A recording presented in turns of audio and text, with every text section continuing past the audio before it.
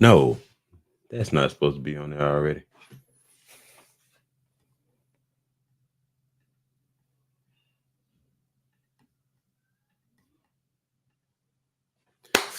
Okay. I am going to try to make this as quickly as possible because I'm not feeling the greatest right now. But 9 times out of 10, this is not going to be quick. I got some stuff that I really want to talk about. Um, we'll see. We'll see. We'll see. We'll see. We'll see. All right. First of all, I'm retracting some of my thoughts from yesterday, but I still I still feel the same way that I feel.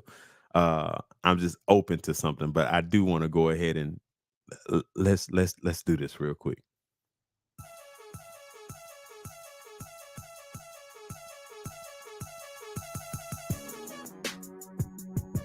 Gotta find my joint up.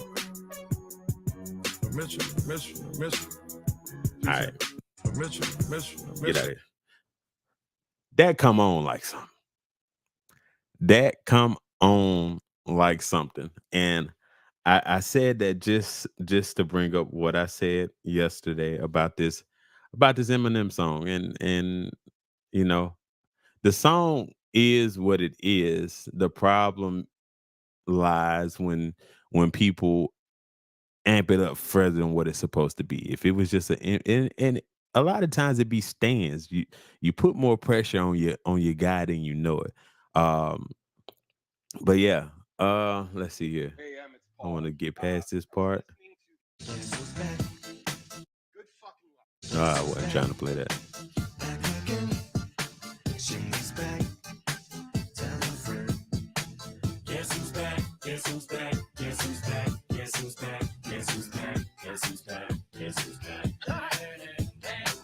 Now,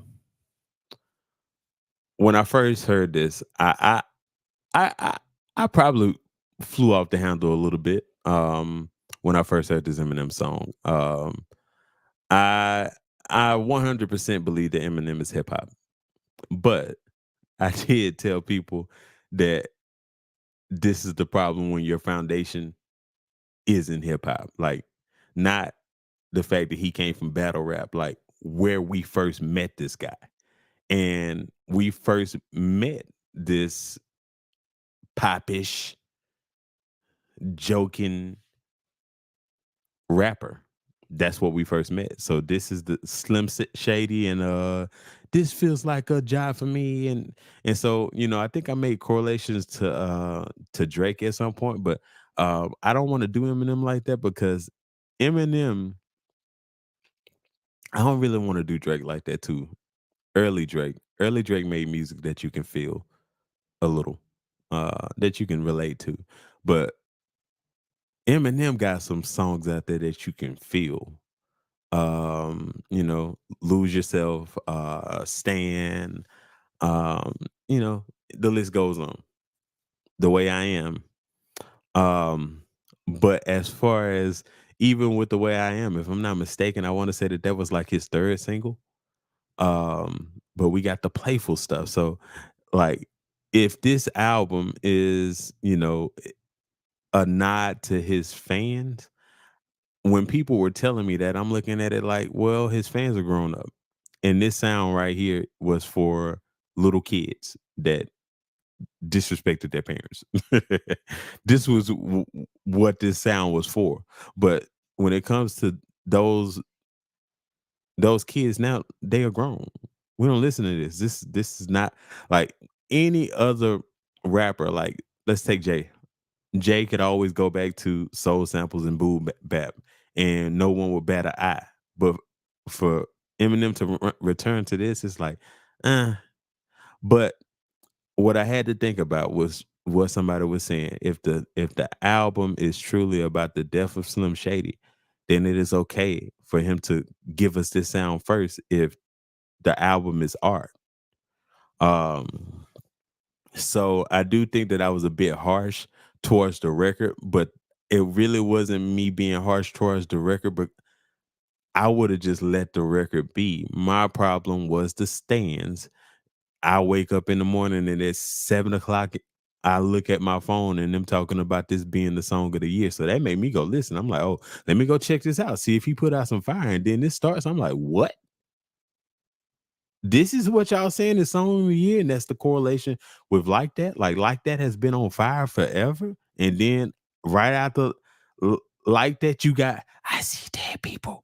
Like I that's so much of a hit that I literally for the terms and condition podcast, like I literally They not clipped like up this us. whole He song. a fan, he a fan, he a fan. I don't know why you still This pretending. whole Fresh back, song cause I is two clipped chains up say you in my good, but he brain. damn, call like Amber Lamps. Tell him breathe, bro. Because of the impact that this song had. So for people to come out and say that when these songs have been on fire for the last 3 months and you know, like that was from March to last month, and the only thing that took like that out of here for the most part was not like us, and not like us is not going anywhere because just when it's about to the point where the song is gonna start to die off, HBCU's gonna bring it right back. I'm telling you, people are already preparing for it. Like I'm not gonna play the. Let me see. I don't wanna. Somebody sent me something today. I wanna. I put the audio in there since I got since my phone is connected to the board right now. Where we at? Where we at? Like this is why we were already saying this, but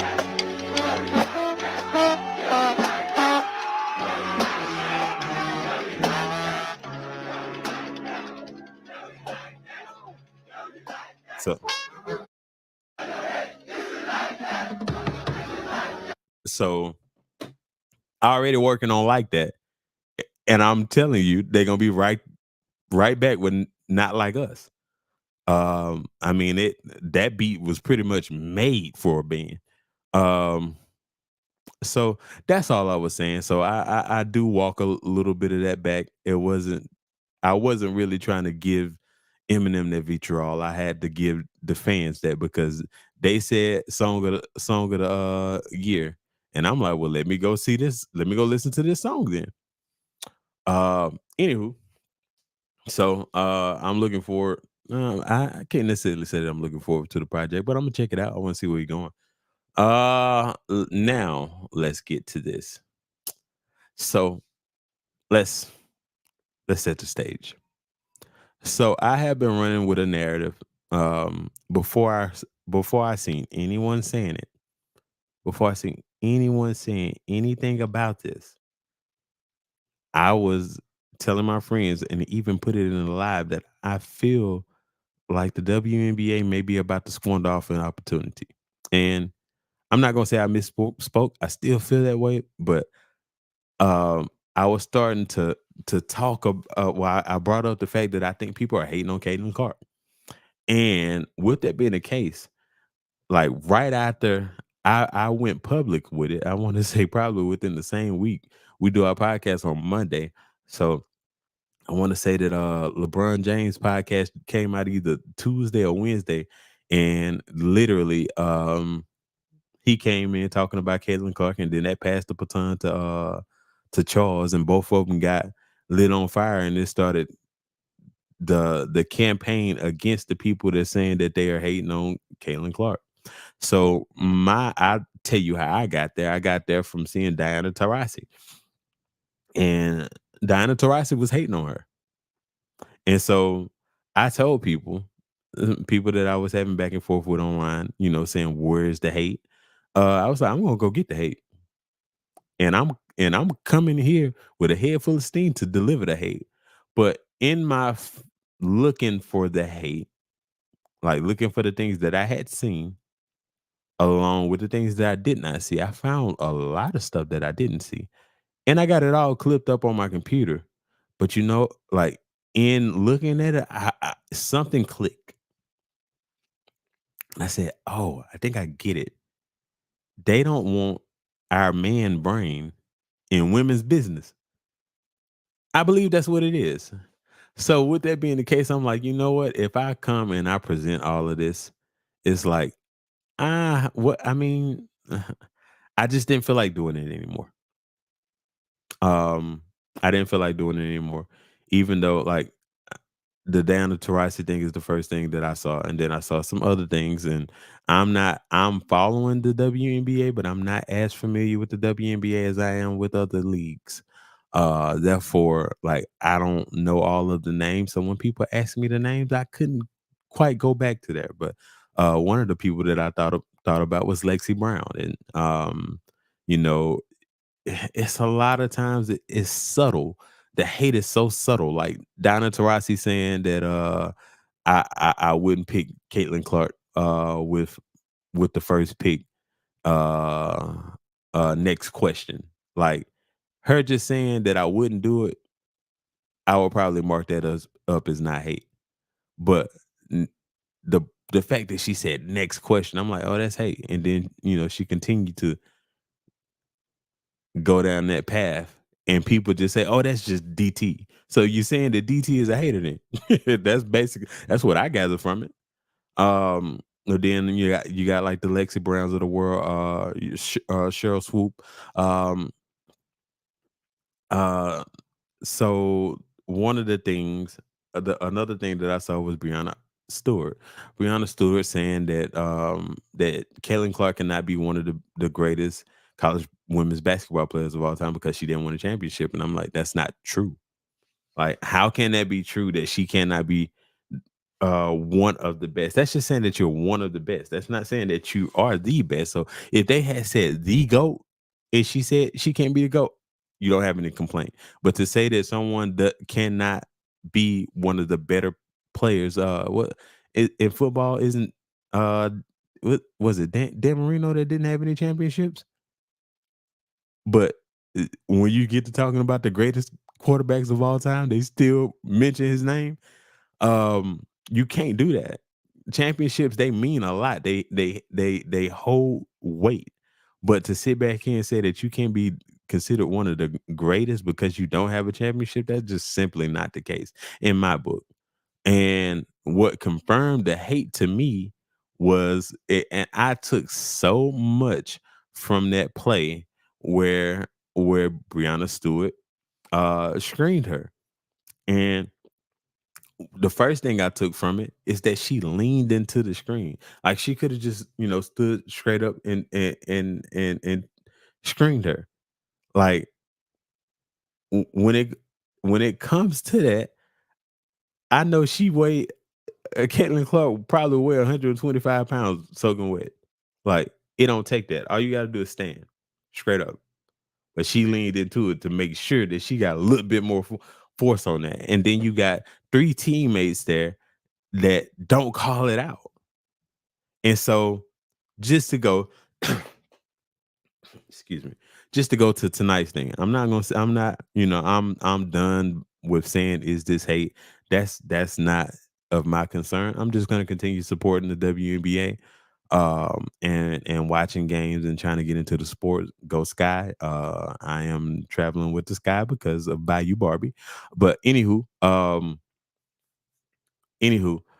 when it came to that, speaking of which, that play came against the Sky today. So I want to bring this up, and this doesn't show all of the like Caitlin Clark was jawing with her right before this play. Um, so she was jawing with her, and then Mabry doubled you off to know Carter. fade Her fade the team jumper makeup. is good. I could easily go Kennedy down, but Carter boom, now with 12 points she off the not bench. looking, and then look at how she just moseys on And up, like. big time.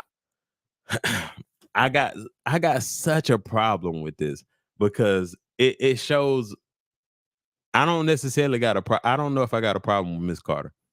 So that's not what I'm saying. But I got a problem with the fact that she comes and blindsides her. Stuff like this happens in the men's league too, but when it happens in the men's league, we say that it doesn't have a place in it. Who was that got pushed in the back?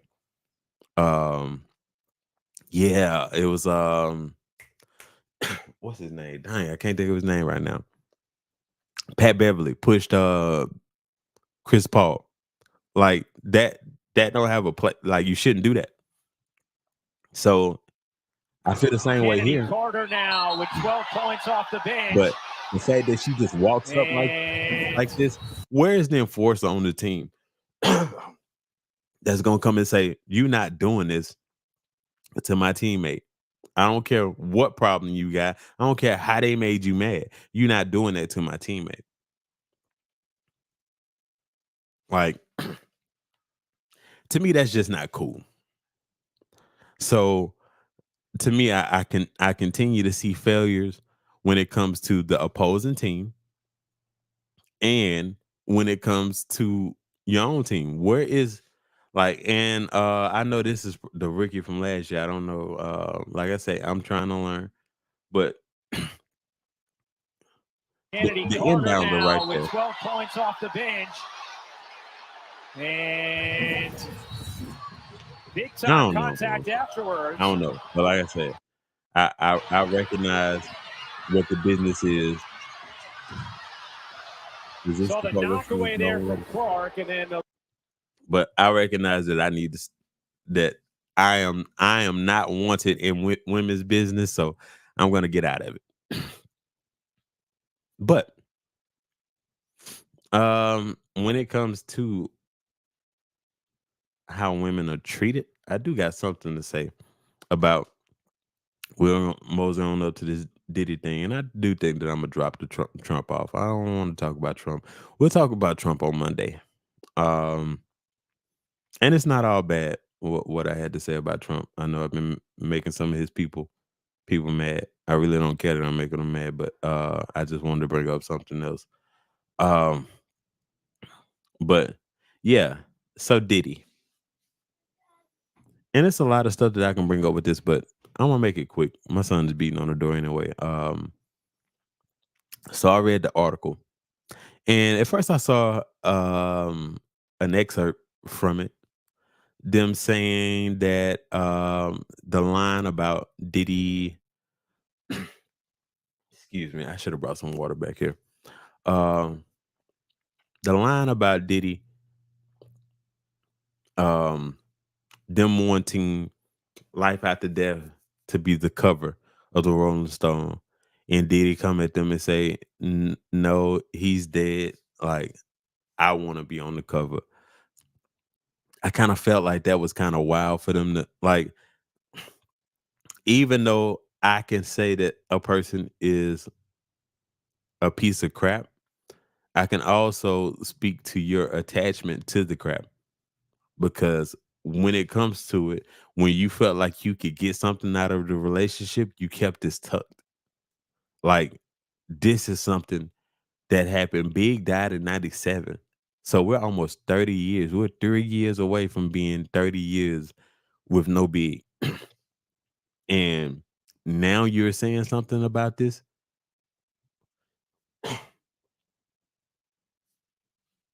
I don't really rock with that. That's crazy to me.